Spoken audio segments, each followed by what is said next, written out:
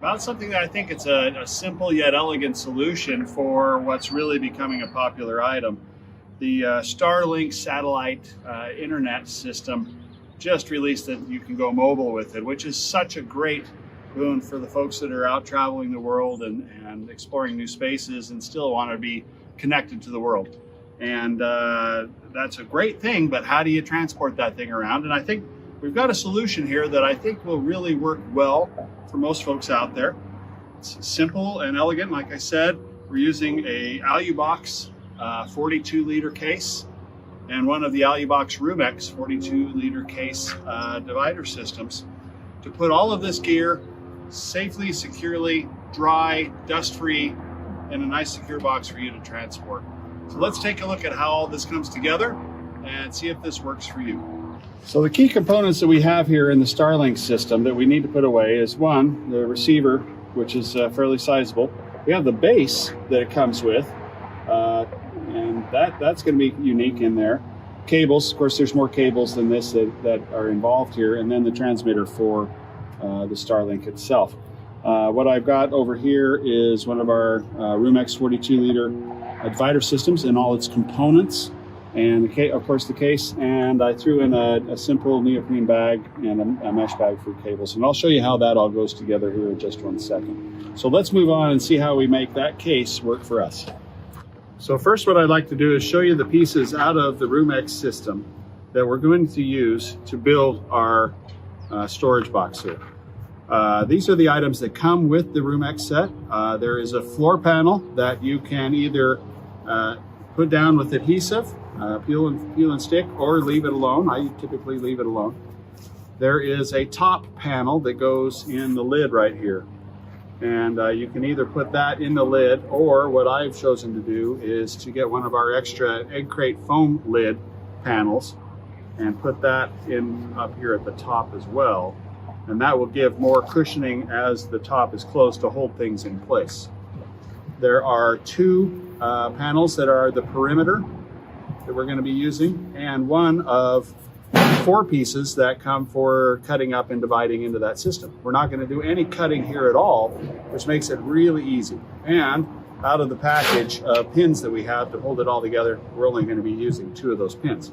So for my system, what I'm going to do is first put the floor down inside the case. This is really good padding, very dense. It's going to hold it nice and secure. And because I have this piece extra, I'm going to lay it right on top inside here for added protection on the receiver base. Put those items in here. We'll wait on this a minute. Okay, so now these divider systems, if you look at these divider systems, they've already been pre-cut to fit in the corners. And so we're going to have 1, 2 corners here, and another piece, 2 corners on the other direction. And that way, well, I guess it would be this way.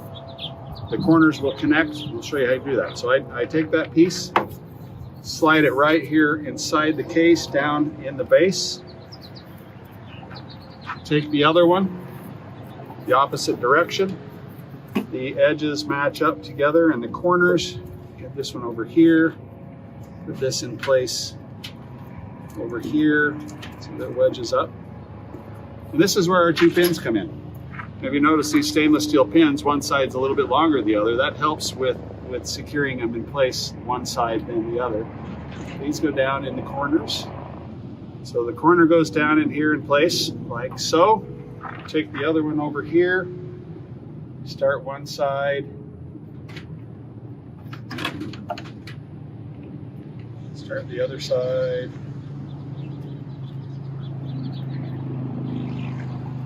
Such. Go down in there and secure the corners. Okay, so now our perimeter is in place, and that makes it nice and easy. I'll take this little piece here, slide it right there. Okay, so that gets our perimeter in place there.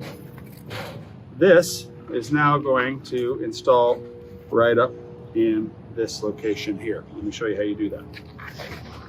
So you can see that I put that piece in there, and it goes around each one of the riveted down straps that help with holding the case lid in place when you're there. So our goal is to put this in place so that it's not inhibiting the straps, but also we don't want it to be too close to the edge where the seal on the case closes on the lid and goes in place there. So you can eye it up, or you can measure out the corners. I show you that in our other video, how to do that.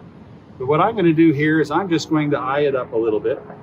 We're going to set it in place, best place I can see. What we're going to do is we're going to fold the adhesive back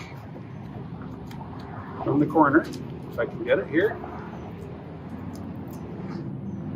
So we're going to peel this back here, get it out of the way a little bit, fold it, sneak that under here, and again center it up as best that we want to. So we can see how this goes. Right here, about where I want it to be, as so. Lower that in place. Raise up the back. Lay this down in place, like so. And that's about it. Okay, so now, put this away, turn it around, and you'll see that now that case lid goes down secure, not a problem, and gives us protection on the upside here. Okay, next spot. How do we put all of that stuff in here? Let's get all those pieces together and I'll show you exactly how that goes. All right, so for good measure, let's go over the components we have again. We've got the receiver components, we have the base, we have the transmitter, and we have a cable set. Now, all of these items we're going to try to fit in this box, safe and secure. I'm going to zoom in a little bit so we can get a better idea how all these things go in, and we'll take a look at that. Okay, here we go. So you can see that we have our perimeter in place, our two pieces of perimeter, one here, one here. We have our floor down in there, all in good. I'm adding this just for fun because I have it. We put that right down here in the middle. Of course, we have our egg crate on top. So let's see how all of these pieces fit in here.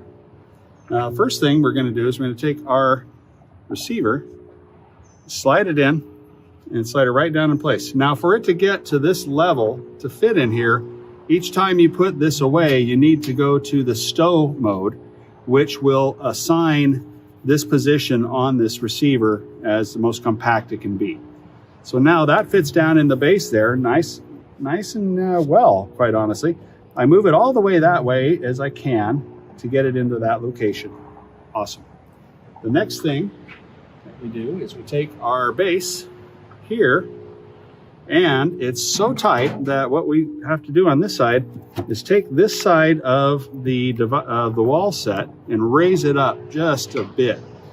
This guy goes in here, goes down underneath the wall set, and if you look over in these two corners, it's very tight. You can see that the clearances here are incredibly tight. You can slide one leg in, the other leg will fall into place. And what I like about this is it jams these corners down here underneath the wall. The wall all the way down will not allow it to go in place. But with those down in the corner, these two here, these two legs, rest on the top of the wall set here. And I think that's a terrific way to support this guy from this guy so that you don't have any damage. And I really like that solution. The next thing I'm going to do here is take one of our dividers, and these are pre-cut dividers on the short side, and I'm going to take that, I'm going to run it down in here,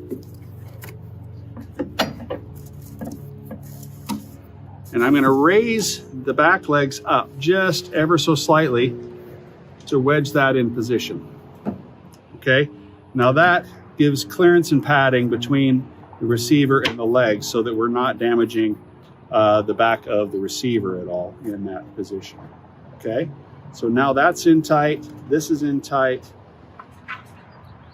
Next, what I've done is I went and got a simple neoprene iPad holder, and this item goes right in there.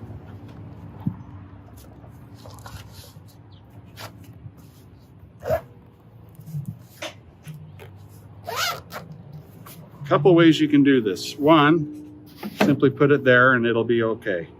The other thing that I found is that you can take this and you can lift this up and put this item down underneath in this location here, which gives it even more security and less ability to damage itself. Let's show you that. So I'm gonna try to back this out, move my little pad there, bring the legs out. There we go. I'm gonna raise this up, so slide this under, put it all right back down in place. Okay, now the legs go back in place. These go in, and voila. Your transmitter is safe and secure underneath that post. It's out of the way of the legs. We raise this back up here, slide that in position, and that holds that in place. Now the next item is our cable set, and I just have the short power cable here, but there are other cables that come with it.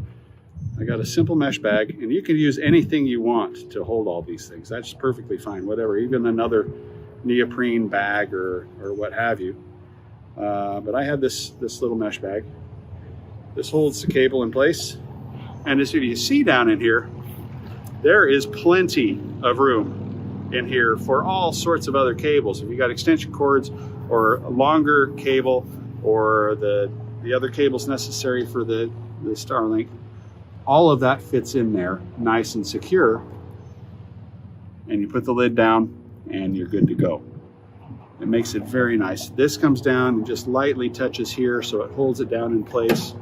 The legs on the bottom are secure. The legs up here are above, so it's suspended in there very well. This guy is not going anywhere. It's nice and snug, and you've got plenty of extra storage room for your other cabling necessities.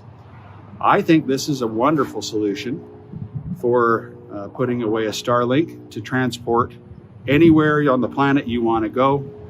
It's watertight, it's dust tight, it's going to keep it nice and clean, it's going to keep it secure. It's an investment that's important to you, and I really do think that this makes an elegant